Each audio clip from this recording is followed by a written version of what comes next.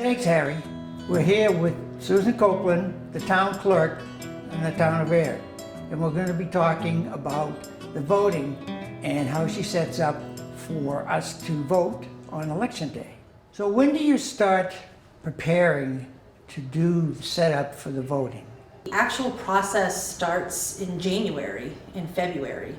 That is when candidates begin to pull their nomination papers, and different groups that are working towards different ballot questions that will be appearing or hope to have on the ballot in November start to receive all their nomination signatures from registered voters. So the work really begins at the beginning of the year in that sense, in building up the candidates as well as any ballot questions that will be appearing.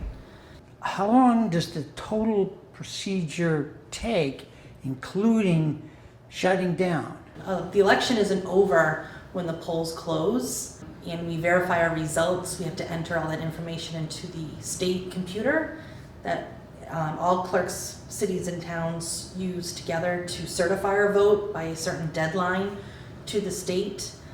And we have to keep all of our information sealed, all our ballots, whether used or unused, voter check-in lists, everything has to be sealed and accounted for a certain number of days due to a potential recount that is always possible after an election. So, but typically with everything, the process, including if a recount was to be called, I would say December 1st is when you are able to say that election is done.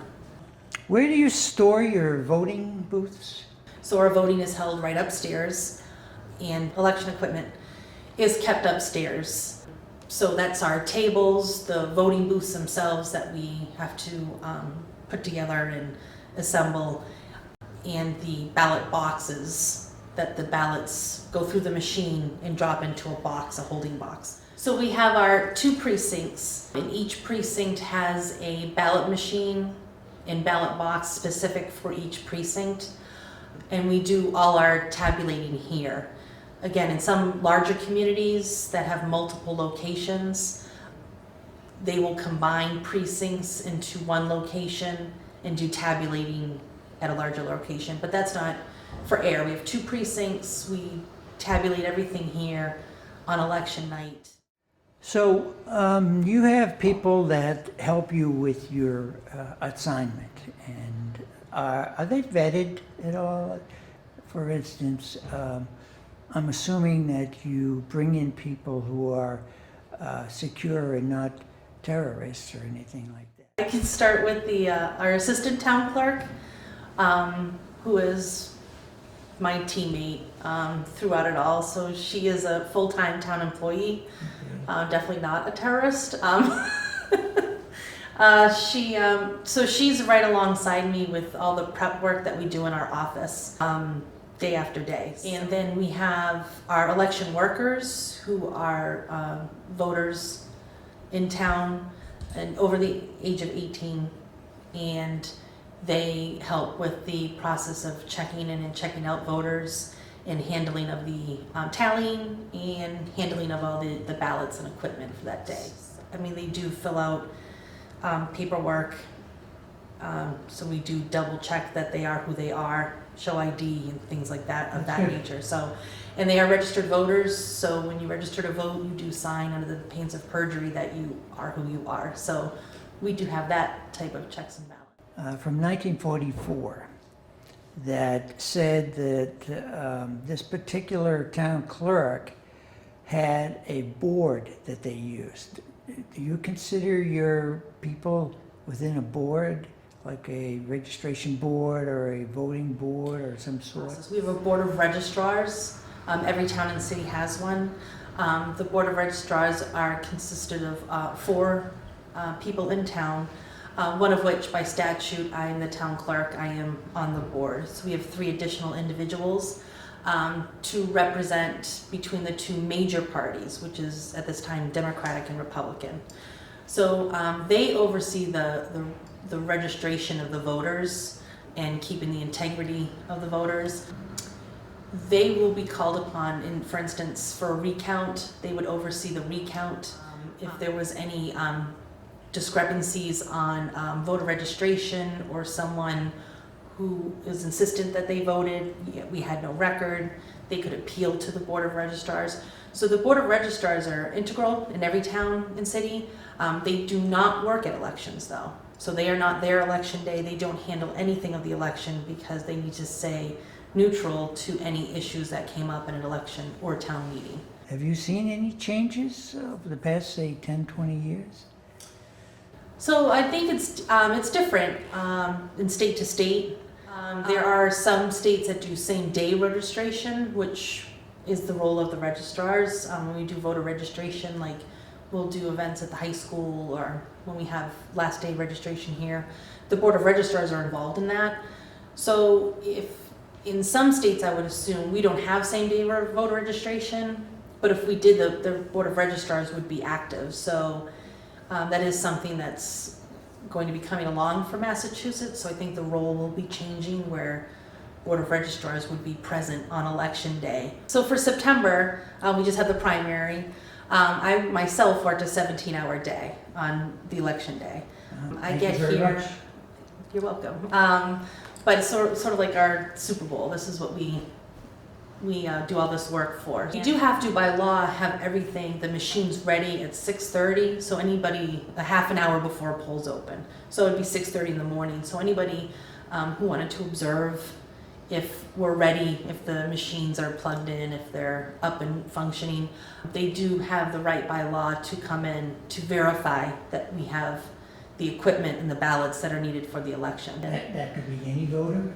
That can be any voter or observer. They don't even have to be a voter in town. They could just be someone wanting to observe the election, working for a candidates group, or if, for instance, we have the ballot question, so any groups in support of or against, it doesn't matter. Anybody can come in just to observe that we're ready and we have our equipment ready to go. And then when we close the polls, that's when tallying starts. So that can take anywhere from 15, 20 minutes if it's just a yes or no question, to it can take us, like on a presidential evening, that can take upwards to 2 hours, 2.5 hours, verifying any blanks, write-ins. We have to account for all of those. I want to make sure Ayer is accounted for, so Good. so That's nice. it's worth it. So, and how are the votes tallied? So our machines are calibrated, so when we run through at the end of the night, we have an end card that we run through the machine, and it starts tallying all the ballots that it's been taking in throughout the day. So it runs out a report, and it's broken down by candidate and the number of votes, and by ballot, so it'll say yes or no, 50 and 40, and it does a breakdown for us. It will indicate how many write-ins or blanks for candidates, so those we have to go through the ballots to read them off and tally, because in the event there's a write-in candidate that wins, or if there's no candidates in a political party in or office, excuse me, and someone writes, someone gets written in with 20 votes, they would actually be the candidate, so we would contact them. But so all those things have to be tallied up, and we just match our numbers with what the machine has. I post them right onto our website. Our IT manager waits up for me to send them off, the information off to her, so she gets them up on our website and all our social media pages as soon as she's able to. And I contact the Associated Press so that they have the information as well. And I also bring a paper copy. I keep paper copies at my office, but I also bring one down to the police dispatch. We have the 2 precincts, and we are represented by 2 different individuals because their district has divided. You have different towns and cities they represent, and Ayer actually splits the precincts, so we have 2 different representatives away. So that's representatives in general court. But overall, the ballot, and this ballot it's a state election, so it is driven by the state, the Secretary of State's office. Important thing to remember for anyone that wants to do the write-in space, you can write in a name, but you also have to color in the dot next to the name. If you only write in the name, it doesn't officially count. So there's 2 sides to this ballot because of the 4 questions. So there's only 1 question on the front, and then on the back, 3 questions, and then the other 2 questions are on the back. So this is, as they call it, a heavy ballot because it's 2-sided. Can you give me some information about the absentee ballots, how they work? Yes, so absentee ballots are available for any individuals who are not here on election day, whether they're traveling or whatever it may be, and won't be able to make the polls on election day. So we offer absentee ballots. Those can be requested. Is that similar to an early ballot? Close. It's just a different name, really. Okay. So absentee ballots are available for all elections, local, state, special elections. You always offer an absentee ballot for any individuals that can't vote on election day. You request it from my office. You can come into the office to request it, and if you've made up your decision, you can actually vote right there at my office, and then you're done. If not, you can request it for yourself or a family member, and we mail out the ballots. Ballots, you cannot walk out of the office with an absentee ballot. The ballots have to be mailed. So we mail out to the address indicated, and the person completes their ballot. You now have the option of either mailing it back to us, or it can be walked into the office. We have to receive it back by the close of polls on election day. Mm-hmm. So that's why we can also receive absentee ballots the following day in the mail if they're postmarked the election day date. So, and those are counted. And we, what we do is it's basically our election workers, we receive the ballots, we check the person's name on and off the list, and we run it through the machine. A warden or an election worker runs all the absentee ballots through the machines. So they're counted with our live ballots, if you will, for that day. So what is your feelings about managing this whole process? Well, this is my 4th year, going into my 5th year of being a town clerk. My feelings are much calmer.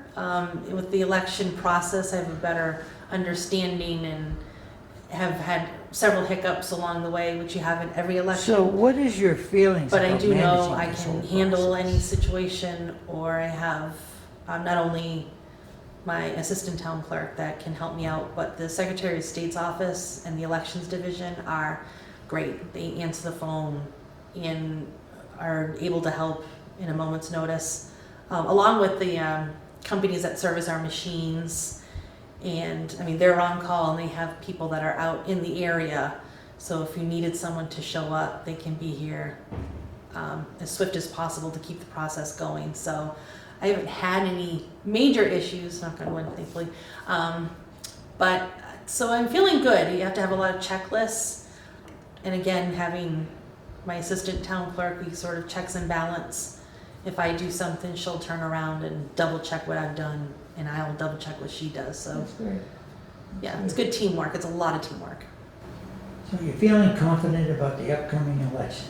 Yeah, the only thing I ever really get nervous about that I haven't had to deal with is a blizzard. So in New England weather, I don't know what's going to come. So I'm feeling pretty good. Just want everybody to show up and vote. That's the most important part. Thank you very much. Thank you. Appreciate it. Absolutely. Okay, back to you, Harry.